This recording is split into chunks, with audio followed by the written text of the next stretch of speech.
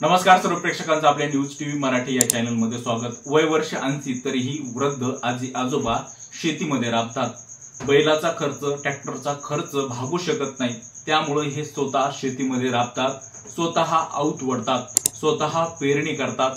दोघे जण आऊत वडून ही पेरणी करत असतानाचं भयानक चित्र आहे लातूर मधलं। डोक्यावरती 40,000 रुपयाचं कर्ज, 5 एकर कोरडवाहू शेती। आतापर्यंत सरकारची आणि कृषी विभागाची कुठलीही योजना त्यांच्यापर्यंत पोहोचली नाही। या शेतकऱ्याची व्यथा बघून खरंच खूप मोठं दुःख वाटतंय आणि शेतकऱ्याची अवस्था या राज्यामध्ये कशा पद्धतीने आहे त्याचा प्रत्यय आणणाराच हा व्हिडिओ, ही बातमी आहे। ही बातमी काल महाराष्ट्र कृषी दिनानिमित्त समोर आली आणि खरंच महाराष्ट्रातल्या शेतकऱ्याची अवस्था काय आहे हे या व्हिडिओमधून आपल्याला दिसून आलं। खरं पाहायला गेले तर काल महाराष्ट्र कृषी दिन होता आणि महाराष्ट्र कृषी दिनानिमित्तच ही बातमी समोर आली। ही मराठवाड्यातल्या लातूर मधली बातमी आहे। मराठवाडा विभाग तसा दुष्काळी विभाग आहे। या विभागामध्ये रोज हजारो शेतकरी आत्महत्या करतात, लाखो शेतकरी वर्षाला गळफास घेतात आणि ही व्यथा आहे लातूर मधली। लातूर मधले अंबादास गोविंद पवार नावाचे 80 वर्षाचे शेतकरी आजोबा आहेत। हे आणि त्यांची वयोवृद्ध पत्नी दोघ जण शेतामध्ये राबतात। त्याचं कारण ही समोर आले।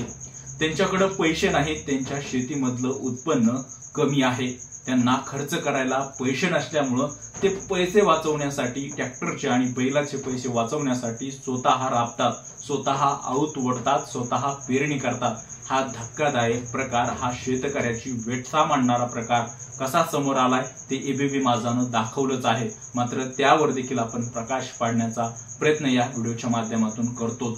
या पत्रकारानं ज्या वेळेस या आजोबाला, या शेतकऱ्याला प्रश्न विचारला की तुम्ही या वयामध्ये, तुमचं वय 80 आहे तरी सुद्धा तुम्ही एवढी मेहनत का करता, तर त्यांचं बोलणं ऐकल्यानंतर खरंच धक्का बसेल। ते असं म्हणतात की केलेला खर्च परवडत नाहीये, जमिनीतून केलेला खर्चही निघत नाहीये, त्यामुळं आम्ही स्वतः कष्ट करतो। खर्च करायला पैसे पाहिजे, पैसे वाचले पाहिजे। जर सगळंच यंत्रणेने केलं, बैलांनी केलं तर आम्हाला काहीच उरणार नाही, म्हणून आम्ही एवढी मेहनत करतो, या वयामध्ये राबतो, असे शब्द त्यांनी त्यावेळेस बोलून दाखवले। त्यावेळेस ते बाबा काय म्हणतात पहा, 4,000 रुपयाला आमच्या छातीत आमच्या मालाचं पोतं विकावं लागतं आणि एवढीशी बॅग आम्हाला 3,000 रुपयाला खरेदी करावं लागते।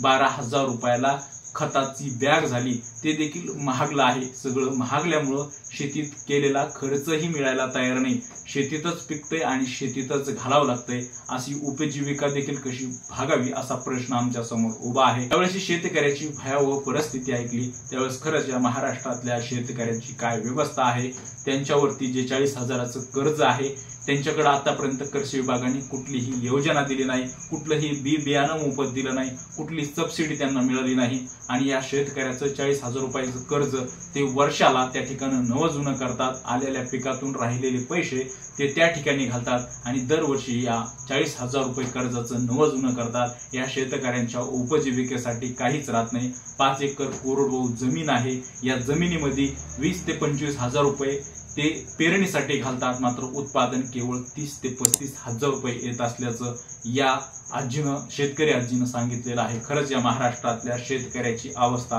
कशी आहे हा व्हिडिओ आपल्याला दाखवून देतोय। आपल्याला या शेतकऱ्यांच्या अवस्थेबद्दल, सरकारच्या व्यवस्थेबद्दल आपल्याला काय वाटतंय आमच्या कमेंट बॉक्समध्ये नक्की नोंदवा। आमचे असेच नवनवीन व्हिडिओ, ताजे अपडेट जाणून घेण्यासाठी आमच्या चॅनलला शेअर, लाईक, सबस्क्राईब नक्की करा। धन्यवाद।